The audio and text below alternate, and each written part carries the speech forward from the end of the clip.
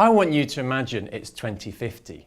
A GPS chip in your arm guides you to a cafe where you're going to meet with your synthetic human partner.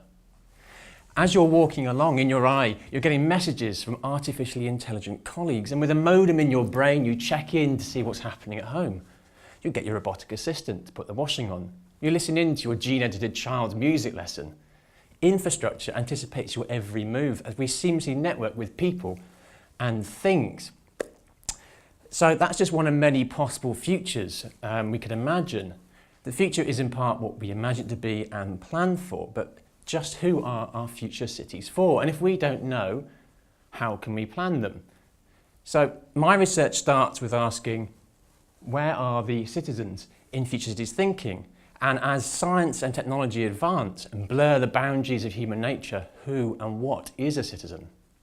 Now, quite often people think of cities as physical spaces, others see them as social places. Too often there's this divide between the natural and social sciences, and as a civil engineer I want to build a bridge between the two. And so how am I going to do that? Well, I want to create a vision for a city, so I'm using something called foresighting, which looks at where we want to go and explores all the possible futures. And I'm going to ground it in something called critical realism, so that it reflects the nature of cities and also opens it up to citizens and stakeholders. Now, critical realism is a school of thought, and it can bring the physical and the social worlds together and tell me how to study them. So recent political events, as you may be aware, have shown that looking into the future and predicting can often be a dangerous path to go down and often a folly. So critical realism asks, why do things happen? What are the hidden things that cause them to happen? If we know those things, we can then understand how the future might evolve.